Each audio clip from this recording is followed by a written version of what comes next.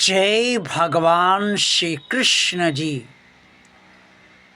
YouTube के अति सम्मानित प्रिय दर्शकों और भगवान और आप चैनल के अत्यंत प्रिय श्रद्धालु भक्तों, पर ब्रह्म परमेश्वर कौन है? ये परब्रह्म परमेश्वर कैसा है? ये परब्रह्म परमेश्वर किसी को न दिखते हुए भी ये परब्रह्म परमेश्वर कैसे है?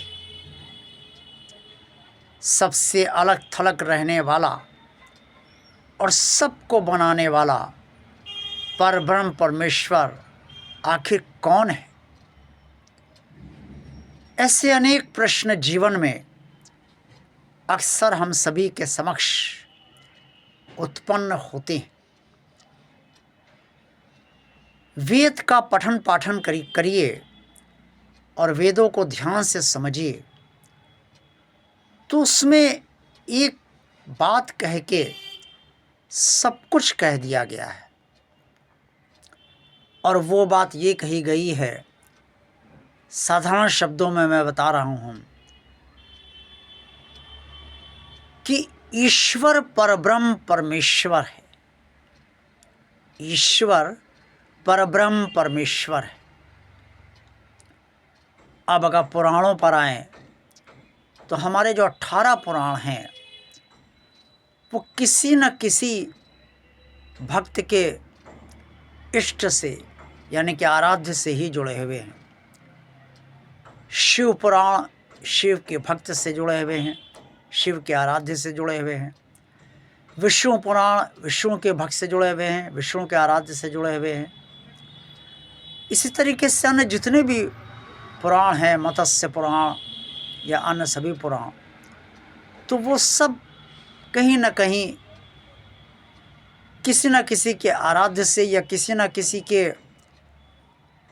अपने अनुभव से या किसी न किसी की अपनी विचारधारा से ही जुड़े हुए हैं। और हर पुराण में यही बताया गया है कि जो उनके आराध्य हैं वो सर्वस्व हैं, वही परब्रह्म परमेश्वर है।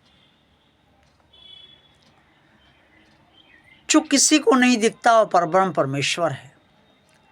लेकिन देखा जाए तो अधिसंख्य लोगों ने भगवान के दर्शन किए ही कहाँ हैं। हम सब प्रतिमा भगवान के चित्र से ही जुड़े हुए हैं और उन्हें ही अपना भगवान मानकर संतुष्ट होते हैं, ये मानकर कि हमारा भगवान ठीक ऐसा ही है। जब कुरुक्षेत्र के मैदान में अर्जुन को भगवान श्री कृष्ण ने अपने विराट रूप दिखाना चाहा तो उन्होंने स्पष्ट कहा, तुम इन चक्षुओं से मेरा विराट रूप नहीं देख पाओगे, इसके लिए मैं तुम्हें दिव्य चक्षु देता हूँ।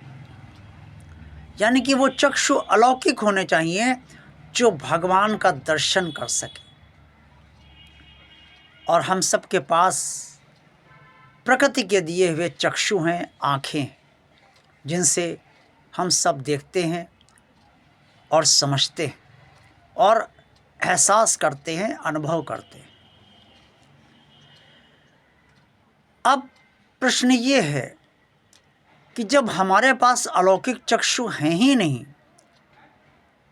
तो हम भगवान को कैसे देख सकते हैं और कैसे देख पाएंगे? सबको तो दिव्य दृष्टि प्राप्त नहीं होती। वेदव्यास जी को द्वापर में दिव्य दृष्टि प्राप्त थी, संजय को द्वापर में दिव्य दृष्टि प्राप्त थी। लेकिन आज के कलयुग में दिव्य दृष्टि प्राप्त लोग हैं ही कहाँ, और जो हैं वो कहाँ पर हैं ये किसी को नहीं मालूम। वो स्वयं जानते हैं और वो अपनी दिव्य दृष्टि का बखान भी नहीं करते, क्योंकि आध्यात्म की बहुत सी बातें रहस्य बनाए रखना चाहिए।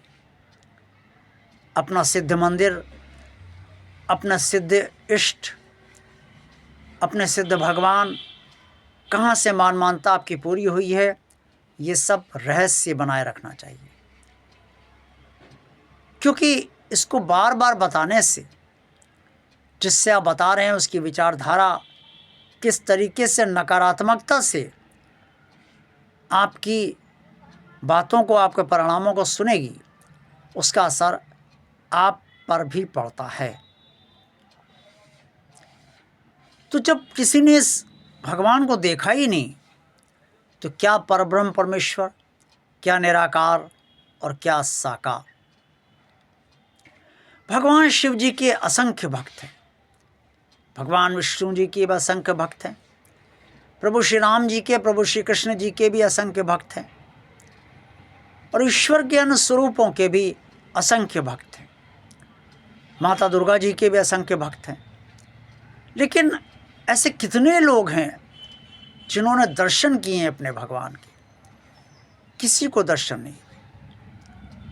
तो ये मानते हुए कि हम साकार प्रतिमा की, साकार रूप की प्रतिमा की भक्ति कर रहे हैं, भजन कर रहे हैं, गुणगान कर रहे हैं, उसमें आस्था, श्रद्धा, विश्वास, समर्पण, निष्ठा रख रहे हैं, लेकिन है तो वो निराकारी तब तक जब तक वो हमें उस रूप में, जिस रूप में हम भजते रहे हैं और भज रहे हैं, हमें दर्शन ना दे दे, साकार ना हो जाए। लेकिन परब्रह्म परमेश्वर जो है वो तो साकार है ही नहीं, ऐसा माना जाता है, ऐसा वेदों में भी कहा गया है और ऐसा शास्त्रों में भी कहा गया है। ओम जय जगदीश हरे में की आरती में एक पंक्ति है, पार ब्रह्म परमेश्वर तुम सबके स्वामी, ओम जय जगदीश हरे।